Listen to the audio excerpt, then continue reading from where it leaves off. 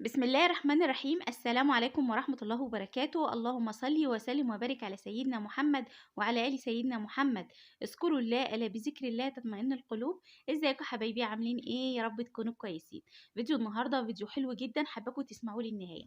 بس قبل ما نخش على تفاصيل الفيديو، لو انتوا اول مرة بتشوفوا القناة عندي، اتمنى طبعا نشترك، واتمنى كمان نتفاعل باللايك عشان اول ما انزل فيديو يبدأ يوصل لحضراتكم ان احنا نزلنا فيديو. في فيديو النهارده ان شاء الله هنتكلم عن ايه؟ هنتكلم خلطة التوفير بتاعة الفراخ البيضة، بس بيكون ليها معايير معينة عشان طبعا بيجي اسئلة كتيرة. طيب الخلطة دي هتخسس؟ الخلطة دي فوائدها ايه؟ الخلطة دي بتعمل ايه في جسم الطائر؟ وامتى كمان احطها لهم؟ في عمر كام؟ فتابعوني بقى في فيديو النهارده.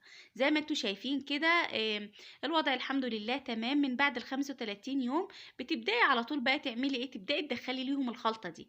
الخلطة دي ممكن تستخدميها 10 ايام قبل الذبح، يعني قبل ما تذبحي مثلا ب10 ايام ولا حاجه. ابداي كده ايه، اعملي لهم الخلطه اللي انا هوريها لك دلوقتي. الخلطه، وطبعا ان شاء الله هقول لكم دلوقتي ايه المعيار اللي انا بدات احطه، وايه الاضافات اللي انت ممكن برضو تحطيها.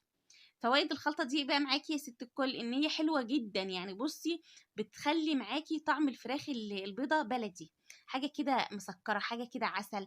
تعرفيش بقى هي دي بلدي ولا ابيض ولا ايه بالظبط، ولا يعني بصي بتبقى جميله ومحمره كده وناشفه، وبتنشف معاكي الفرخ.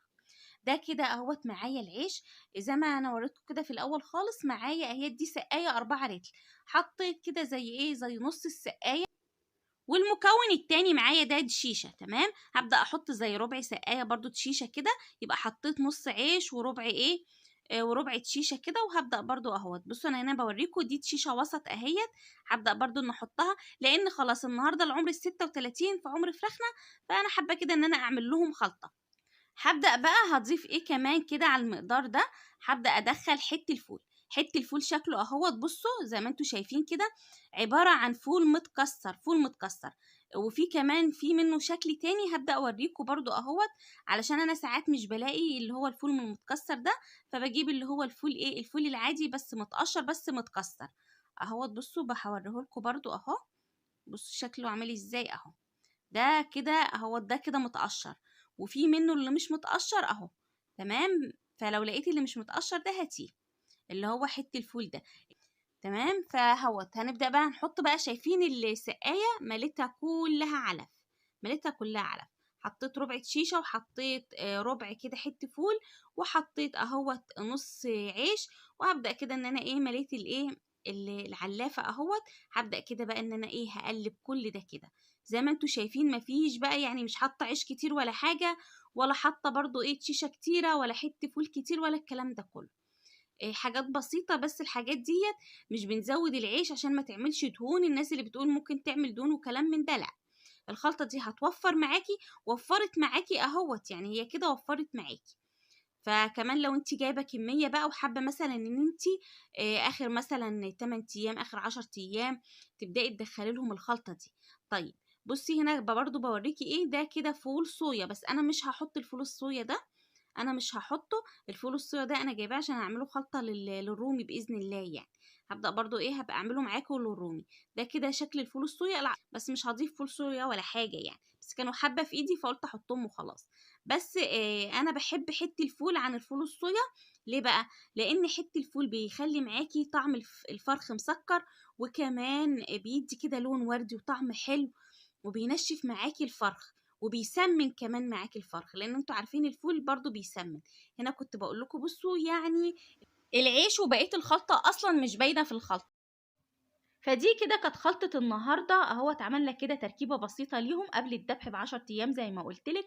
وطبعا يعني الذبح ده يرجع لك، لان في ناس مثلا ممكن تذبح على 40، في على 45، في ناس ممكن زي كده على 37 يوم، 40 يوم، على حسب الوضع عندك ايه. بتبداي تعملي لهم الخلطة دي. الخلطة دي ما بتجيبش اسهالات ولا حاجة، ما بتعملش اي مشكلة. طيب في ناس هتقولي ده انا عملت الخلطة دي والفراخ خست. طب خست ليه؟ يبقى انت ممكن مثلا تكوني مكترة العيش العيش او بدات تضيفي حاجات تانية مثلا، فبدات ما تظبطش معاكي الدنيا. فدايما العيش يكون برضو حاجه بسيطه كده، لان زي ما قلت لكم الفراخ البيضاء هي اصلا بتبقى محتاجه لما بتكبر كده محتاجه بروتين معين. فاحنا بنحاول ان احنا اللي احنا بنضيفه ده على العلف ما نغيرش نسبه البروتين على قد ما بنقدر. تمام. وايدك معيارك، يعني انت بعد كده مش هتعايري ومش هتعملي بميزانه ولا حاجه. انت هتبصي تلاقي نفسك حطيتي شويه عيش على شويه دشيش على شويه علف، تزودي بس العلف شويه كده على شويه حته فول، هتبقى ان شاء الله خلطه ممتازه معاكي.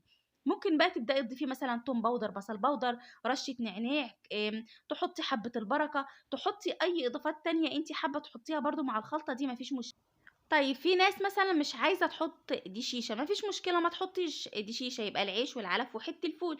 وفي ناس مش عايزه تحط مثلا عيش، انا ساعات مثلا مش بيكون متوفر عندي العيش، بقوم حاطه شويه حته الفول مع شويه العلف، برضو بيبقوا كويسين ومفيش مشكله. وساعات بحط شويه حته الفول مع شويه علف مع شويه دي شيشه، برضو مفيش مشكله. بس احنا في فيديو النهارده حبينا نضيف العيش كده ليهم، حلوه جدا عن تجربه. طيب الناس بقى اللي هي مثلا بتزود العيش والكلام ده، انت هتوزني، لان انا برضو عملت تجربه قبل كده، ربيت الفراخ البيضه مع الفراخ البلدي، كنت مصوره لكم يعني فيديو قبل كده من زمان.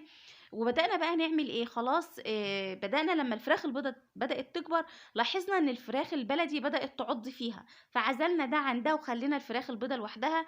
بدانا برضو نحط لها بواقي البيت والكلام ده، الوزن ثابت مش بتزيد، او بتزيد حاجات بسيطه بسيطه جدا. فانا الصراحه مش عندي استعداد اقعد اربي مثلا الفراخ البيضاء 4 5 شهور علشان في النهايه تديني مثلا وزن انا ممكن اجيبه في 40 يوم. انتوا فاهمين انا اقصد ايه؟ ما كده بتاكل وكده بتسحب كهرباء، ولا قدر الله لو ماتت ولا جرى اي مشكله. فاحنا على قد ما نقدر نحاول ان احنا نظبط الدنيا، لان الفراخ البيضاء حساسه في كل حاجه، مناعتها بتكون حساسه صيف شتاء، مع تغير بقى الجو اللي احنا فيه ده كلام من ده. ممكن تطلعي الفرخه زي الفل ما فيهاش مشكله، تيجي كمان شويه تلاقيها ماتت. طب ماتت من ايه؟ مفيش اي سبب، هي ماتت كده موت مفاجئ. حتى لو ذبحتيها وشرحتيها ممكن ما تلاقيلهاش اي سبب ان هي ماتت فيه، يعني ما فيش اسباب واضحه قوي. تمام. فانت دايما دايما خلي دورة الفراخ البيضة تكون بسيطة كده وخفيفة وتعدي معاكي على طول. وتتابعي برضو الوزن، يعني لازم برضو تتابعي كده الوزن كل اسبوع كل 4 ايام، تشوف الدنيا عندك ايه، الفراخ دي بتكبر الفراخ دي مش بتكبر، المشكلة عندك ايه، لون السبلة دايما عندك ايه. مع الوقت انت بقى تبداي تتعلمي وتبداي كمان تشوفي الوضع عندك، الفراخ كويسه، لا الفراخ دي محتاجه شويه فيتامينات شويه كالسيوم، الفراخ دي محتاجه مثلا الخلطه اعمل لهم الخلطه دي، لا انا هوقف الخلطه دي عشان الفراخ مثلا عندها برد. مع الوقت والله هتتعلمي كل حاجه وهتبقي زي الفل ان شاء الله. ودايما نصيحتي ليكي هاتي فراخ. بصوا الدنيا غلط وكل حاجه غلط، هاتي 5 فرخات لاولادك. دايما بقول لكم كفايه الحاجه، انت واثقه في الحاجه اللي انت بتاكليها لبيتك، لان صدقيني تربيه الطيور رزق. ايوه كل حاجه غلط وكل حاجه انا معاكي، بس ان شاء الله زي ما قلت لك تجيبي 5 فرخات، بس تجيبي 6 فرخات وتمشيها كده بالايه، كل يوم مثلا هتجيبي لهم شويه علف، هتبصي تلاقيها تطلع عليكي مصاريف، وكمان هيكون عندك خير في البيت. فده كان فيديو النهارده، اتمنى فيديو النهارده يكون عجب حضراتكم. استنوني ان شاء الله في فيديو بكره على خير، اشوفكم على خير، مع السلامه.